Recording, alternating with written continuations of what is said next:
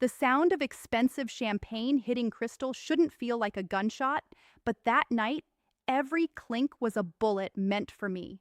I was standing there, my wrists aching from the weight of a silver tray piled high with smoked salmon and capers, while the people who gave me life used my existence as the evening's punchline. My mother didn't even look at me when she said it. She just gestured vaguely toward my cheap, off-the-rack dress with a manicured hand and told her friends I was the family mistake. She said it with a smile, the kind of polished socialite grin that makes cruelty look like a charming anecdote. Then my father joined in, pointing a finger at me across the mahogany dining table and laughing through a mouthful of steak. "She's the 1%, he joked, his voice booming over the soft jazz playing in the background. Just a defective statistic we can't seem to trade in. The room erupted. It wasn't just a chuckle, it was a roar of high society amusement. Someone actually had to wipe a stray tear from their eye because the idea of me being a failure was just that funny to them. I stood frozen, the heat crawling up my neck, realizing in that sickening moment that I wasn't a daughter to them. I was a prop. I was the contrast they used to make themselves feel more successful. What they didn't know, what they hadn't bothered to ask, was that 2 weeks earlier, I'd sat in a public library and logged into the bank account that was supposed to hold my future. I had the login because my grandmother had set it up, but when the screen loaded, the balance was a flat zero. I thought it was a glitch. I thought I'd typed the password wrong. But as I sat at that dinner party, listening to them laugh, I remembered the conversation I'd overheard through the vents the night before. "Don't worry about Jessica," my mom had sighed to my dad. "She'll figure something out. She always does. She's hardy, like a weed." That night, after the last guest had finally stopped laughing and the house was silent, except for the ticking of the grandfather clock, I realized the joke wasn't just a joke, it was a philosophy. My mother rolled her eyes at me as she handed me a stack of dirty plates, whispering that not everyone was born to be a winner. Something inside me didn't just break. It fused into something harder. I didn't scream. I didn't give them the satisfaction of a single tear.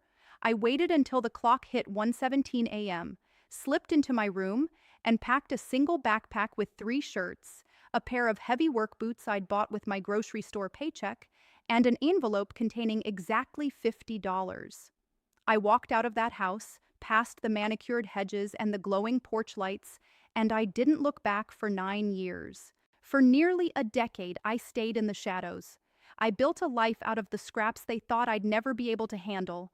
I turned myself into someone they wouldn't recognize brick by brick until the night the quiet was shattered by a pounding on my door that sounded like a ghost demanding entry.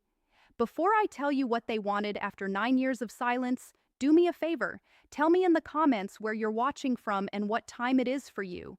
I want to know how far the story of a family mistake can actually travel. By the time I was 27, the girl who walked out with $50 was dead. In her place was a licensed commercial electrician living in a 2-bedroom apartment on the industrial edge of Houston. My life didn't involve champagne and mahogany anymore. It involved 5:01 a.m. alarms, the smell of burnt copper, and the heavy weight of a tool belt that left bruises on my hips. I hadn't gone to the Ivy League school my parents had promised. Instead, I'd moved into the world through grit and raw necessity. I started as the apprentice nobody wanted, the girl who looked like she'd snap under the weight of an extension ladder. I spent years being the first one on the job site and the last one to leave, proving to men twice my size that I could calculate loads and troubleshoot a failing panel faster than they could find their wire strippers. While my parents were busy bragging about my brother's shining future, I was the one wiring the hospitals they'd eventually need and the office towers that defined the city's skyline. I loved the logic of electricity. In a circuit, things either work or they don't. There are no lies in a junction box. If you do the math wrong, the lights stay dark. If you do it right, you can illuminate an entire floor with the flip of a single switch. It was the only part of my life that finally made sense. By 26, I'd partnered with a sharp-edged engineer named David. Together, we started Whitaker and Cole Electrical Solutions.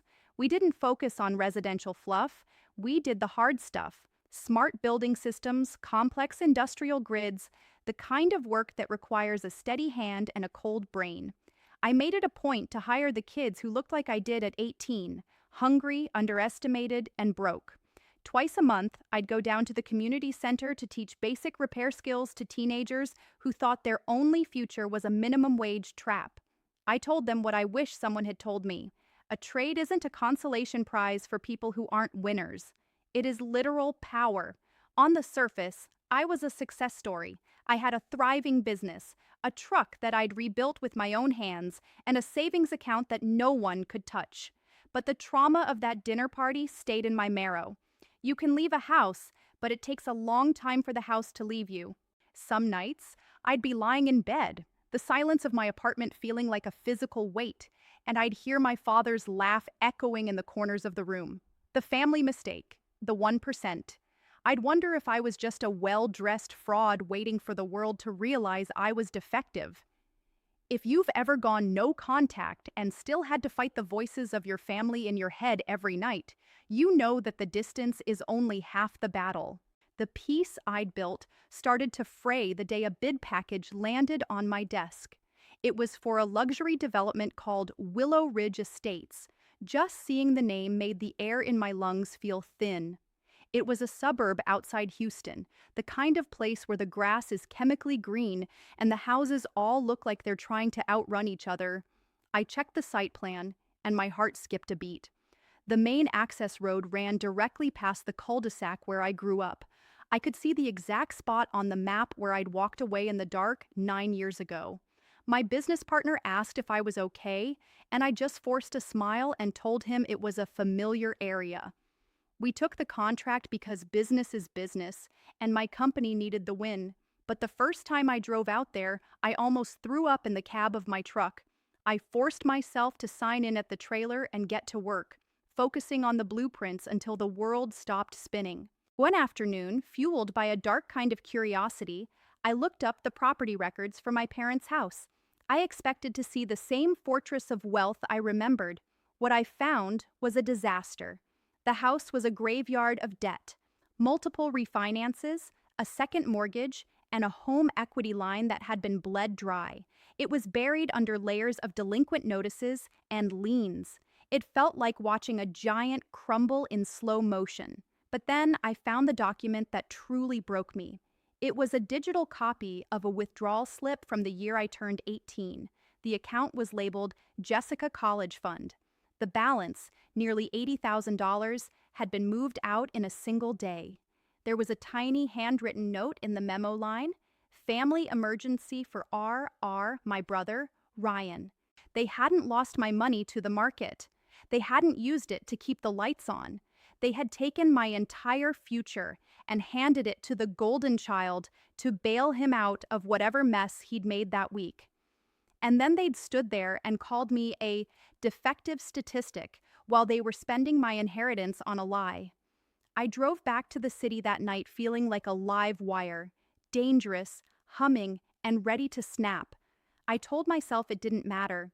I told myself they were dead to me. But 3 days later, an email appeared in my professional inbox.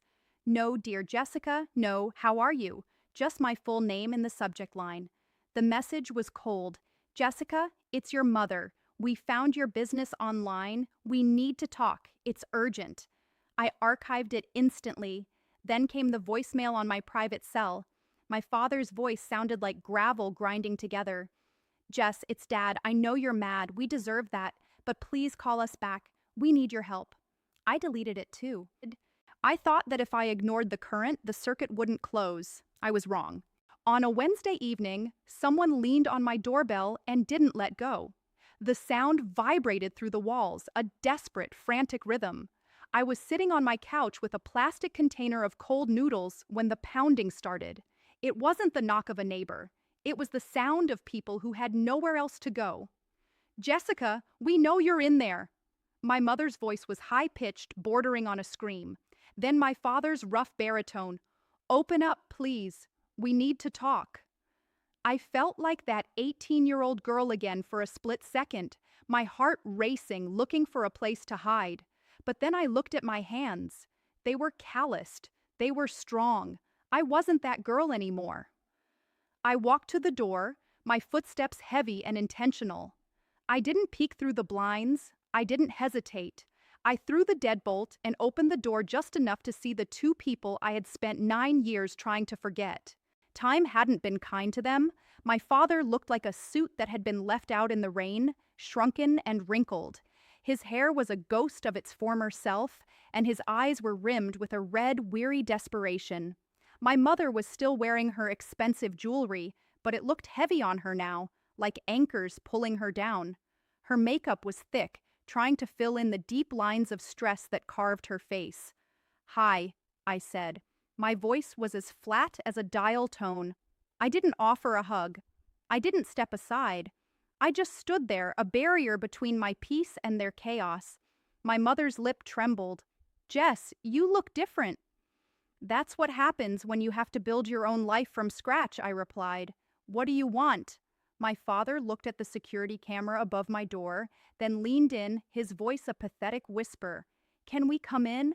Please. This isn't something we can talk about in the hallway." Every instinct told me to slam the door. Every memory of that dinner party told me to let them rot. But I wanted them to see. I wanted them to sit in the life I'd built without a single cent of their stolen money. "10 minutes," I said, stepping back, "and don't touch anything." They walked in like they were entering a museum of someone they used to know.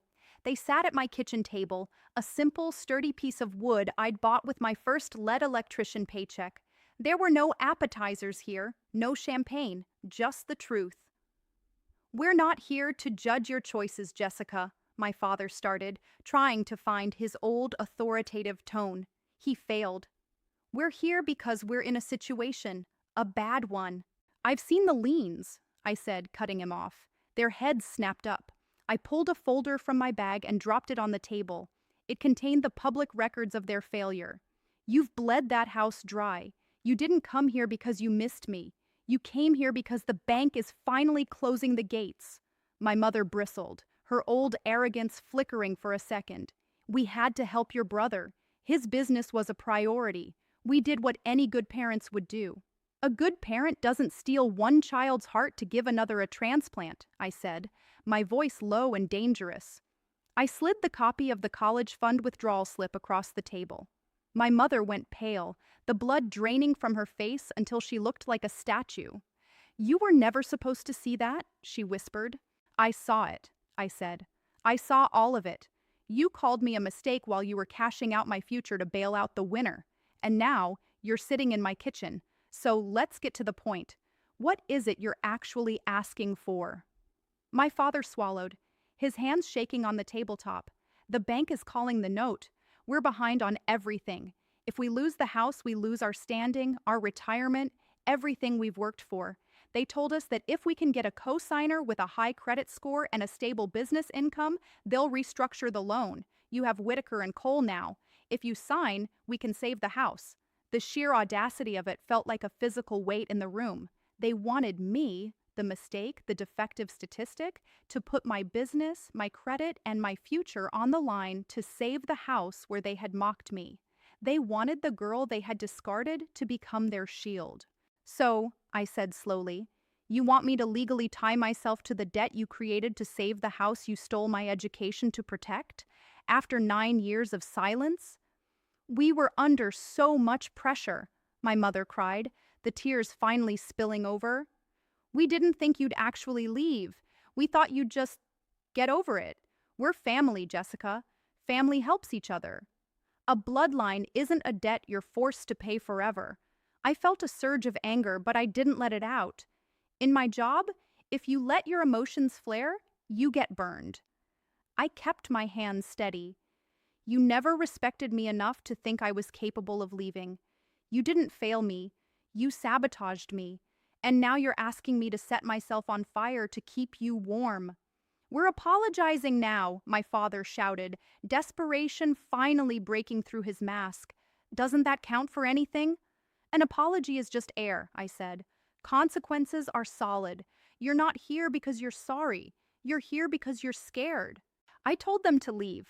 I told them I'd think about it, but only if they sat there and listened to what those 9 years actually cost me. I made them listen to the stories of sleeping in the cab of a truck during a Houston summer because I couldn't afford a deposit on an apartment.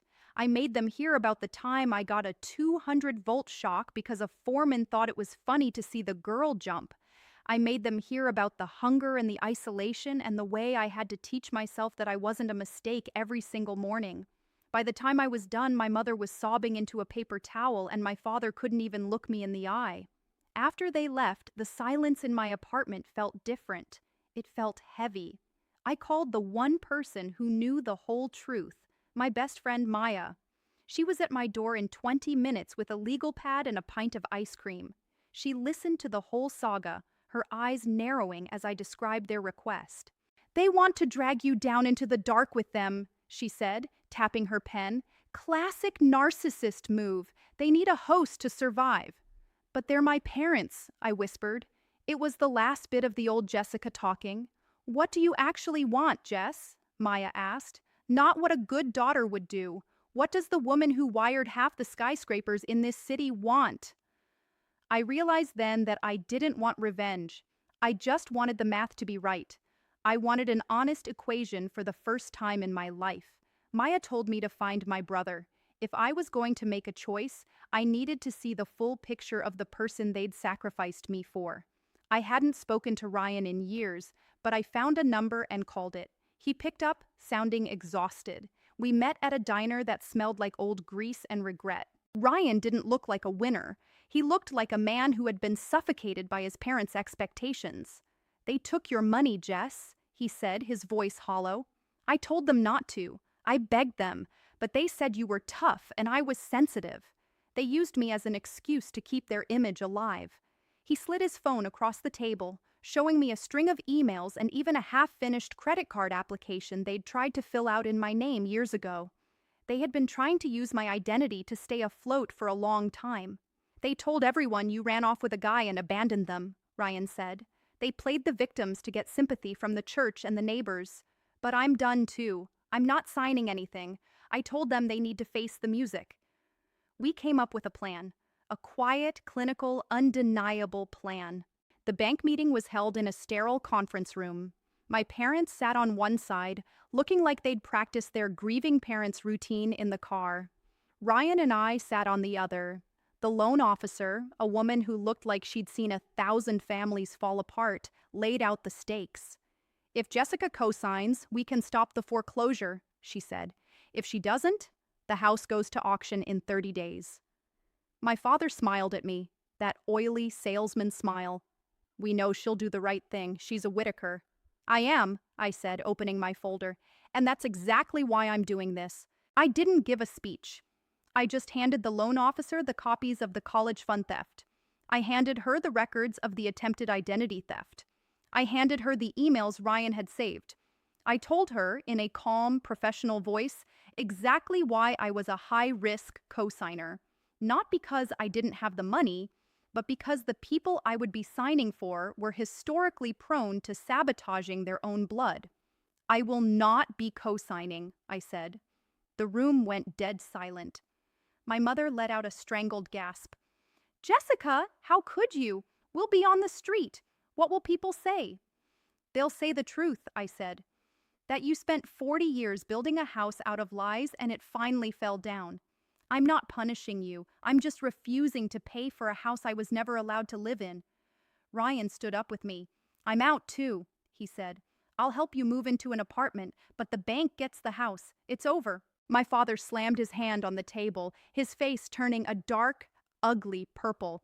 "You ungrateful Stop," I said, and for the first time, my voice had the authority of a woman who knew exactly how much voltage she could handle. "You don't get to call me names anymore. I'm not the family mistake. I'm the only thing in this family that actually works." We walked out, leaving them in that room with the loan officer and a mountain of debt they could no longer hide. Months later, I drove past the old neighborhood. The house had been sold. A young couple was out front, planting actual flowers, not just maintaining an image. My parents moved into a small apartment. They had to face the whispers. They had to face the truth. I didn't go to see them. I didn't need to. My work was elsewhere. I used the profits from the Willow Ridge contract to start a scholarship at my old trade school. I called it the 1% Fund, but it's not for failures. It's for the 1% of people who are strong enough to walk away from a toxic life and build something better with their own two hands. Loneliness makes dangerous choices feel reasonable. But once you find your own power, you realize you were never alone. You were just waiting for yourself to show up. If you've spent your life being treated like the mistake in your family, I want you to know something. You are not a defective statistic. You are the evidence that the pattern can be broken. You are the circuit that finally held the load. If this story hit home for you, hit the like button and subscribe.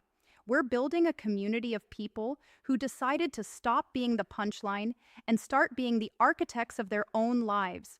Before you go, I want to ask you something.